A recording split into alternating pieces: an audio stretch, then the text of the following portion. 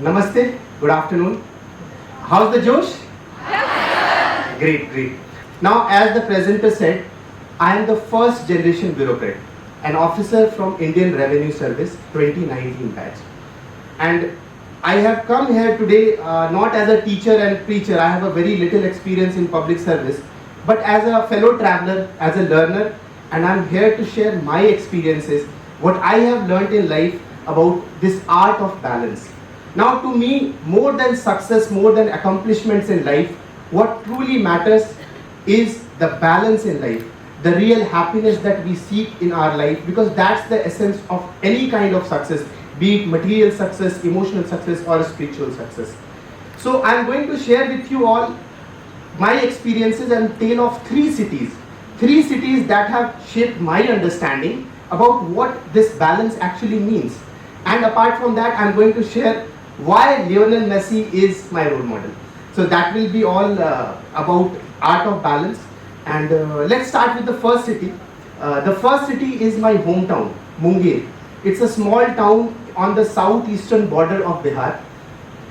The town is also known as yoga capital of Bihar. More importantly, it is also known as being the place where Ma Sita had her Agni Pariksha. But most importantly, it is known as the city of great warrior Karn, Danveer Karn, Angraj Karn. Now Karn is this character from Mahabharata who is so mighty and his grandeur can only be compared with that of Arjuna. He is a great warrior. Apart from that, he is the eldermost son of Kunti. Apart from that, he is great philanthropist, unparalleled in his generation. He loves to do charity. So he had all these virtues, and despite that, he met an unfortunate end. Not only was he defeated in the battlefield of Kurukshetra, but he was also killed by his own younger stepbrother Arjun.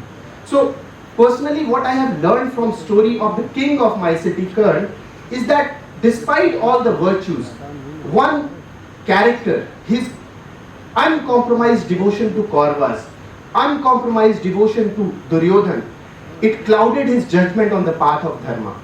So what ultimately happened is that he lost the track of what is moral and what is immoral. Similarly, in our own lives, what we need to ensure that our personal relations with our family, friends and society, it has to be in a balance, wherein we have the sight of what is moral, what is integrity in our personal conduct, and what is the path of dharma. Now, from the land of yoga, I'll take you to the land of enlightenment, Bodh Gaya. Why Bodh Gaya? Because Bodh Gaya happened to be my first place of posting. I was a young assistant commissioner posted in one of the biggest division by area in Bihar.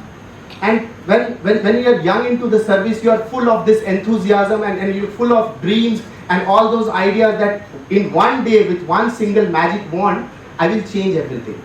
And then when you encounter the realities of the field, when you encounter the realities of the service, you tend to be more practical and more pragmatic. Now when I joined Bodh Gaya division, I had officers, my subordinates, who had already put in 30 years of service, 25 years of service, 20 years of service. So for few of them, my age was I was even younger than the amount of hard work they had put into the service. And they were facing different challenges. Somebody in his late 50s was facing challenges technologically. So I had to find that balance wherein I can get the optimum out of them and at the same time be compassionate and empathetic towards their needs, their problems and their demands. Now here I would like to mention a story from Theravada Buddhism because we are in the city of Gaya. So what happens is there is this disciple of Bhagwan Buddha, his name is Son. Son is a very wealthy merchant and he comes under the patronage of Bhagwan Buddha and starts doing all the hard work, putting in all his physical and mental strength into meditation, yoga and everything being taught by Bhagwan Buddha. And he is putting in so much of effort that he is not satisfied with the outcome. He was just like me as a young officer, he was expecting some kind of a magic wand which will change everything overnight. But it was simply not happening. So out of frustration, he confronts Bhagwan Buddha and says that I want to denounce this monkhood and go back to my normal life. Now Buddha asked him a few questions. He says, what was your favorite thing to do throughout the day when you were not a monk? To which Son says, I used to play an instrument, lute. And now lute is an instrument which is very similar to modern day veena and guitar. So Bhagwan Buddha again asked him a question. What would happen to the sound of lute if you put the strings on the lute very loosely? To which Son says that the sound will be very feeble, it will be unpleasant to the ears. To which Buddha again asks him, what will happen if you put the strings very tightly? To which Son again says that either the string will snap back, it will break, and it might injure my finger might be bleeding. So he asked Bhagwan, why are you asking me these questions? To which Buddha says, your practices and your endeavors in life are like those strings on your lute. You need to keep them in a balanced form, in a balanced manner. Now, because I took this lesson and I tried to get optimum out of my subordinates in Bodh Gaya division, I have left that division 2 years back, and still 2 years later, I feel that I have left a family in Gaya. Because I was always compassionate towards them. They were very fond of me, and ultimately we made a good team. We made good cases, we were able to do good work. Now, similarly, like my own professional balance that I created, my service, which is Indian Revenue Service, it is also a service which demands a lot of balancing, act of balancing. On one end, you see, we have to collect taxes from the taxpayer. We have to broaden our tax net. And at the other end, we cannot strain them too much so as ease of doing business can be maintained in the country. The economy has to be in the boost. So that balance is to be maintained in administration as well. That's where I quote in wisdom in governance is very important. Now, because we are talking about wisdom in governance, and because my previous speakers have mentioned about COVID and the challenges we have faced, one challenge that we all have faced was lockdown. We all were confined into our houses, and there was a strict lockdown that was warranted at that point of time to contain the virus. It was unprecedented, never seen in the history of independent India. But while it was done, it was the wisdom in governance that ensured, the bureaucratic system which ensured that more than 80 crore people in this country are provided with free ration. So that's the balance we are trying to talk about here. That's the balance which is needed, not just in an individual's professional life, but country as a whole. Now, looking at a much bigger picture, you see Ukraine-Russia conflict. You see the relationship between United States and Russia, or for that matter, you see Israel and Palestine conflict. And when we look at the stance of India, when we look at the position of India, we have tried to balance our relationship with everybody and tell this categorically that peace is the only way, and that can happen through dialogue. Again, it's the art of balance that has made our relationship sustained with these countries which are at conflicting ends. So I understand that our personal balance, our professional balance, and nation as a whole need to be in a balance to write the success story. Now, coming out of these two cities of Monghyr and Bodh Gaya, I would come to the city which has influenced me the most, and it's your city, the city of Kashi. It's the most ancient city. It's the epitome of duality and the best example of balance that can exist in universe. Let's talk about the ghats of Ganga. You see, at one end you have Kashi Vishwanath corridor, filled with bustle and crowd and religiosity, spirituality, faith, happy faces all around, waiting to have one glimpse of Mahadev. And at the other end you have ghats of Manikarnika, when you witness the ultimate truth of life, that is Mrityu or Moksha. So the city of Banaras and people of Banaras have learned to enjoy life and death in equal proportions, and that's the balance I am talking about. Before, I have taken quite a few travels to Banaras in the last few years, and it has changed me as a person. So before I came to Banaras, I used to understand Shiva as a totally different personality. To me, he was the greatest yogi. Shiva was the greatest yogi to me. But when I came to Kashi, I realized that not just he is the greatest yogi, he is also a family man. Ma Parvati is his wife. He has 2 sons and a daughter. So that contrast in his life and how he balanced that throughout the legacy that he has created inspires us all to create a balance in our life as well. Now, today in the morning when we started this session, These were the pictures which have deeply hampered us over the last few months, especially the Kolkata horror. And here I would like to talk about something that we need to create in our society, a balance that we need to create in our society, which is gender equality. Now, previous speakers have illuminated very well why it is important. I would like to invoke again Bhagwan Shiv and Ma Parvati into it. Their amalgamation of Ma Parvati and Shiva, amalgamation of Purush and Prakriti, the Ardhanarishwar Sarup. It teaches us that universe can only be in a cosmic equilibrium and balance if we treat both genders equal.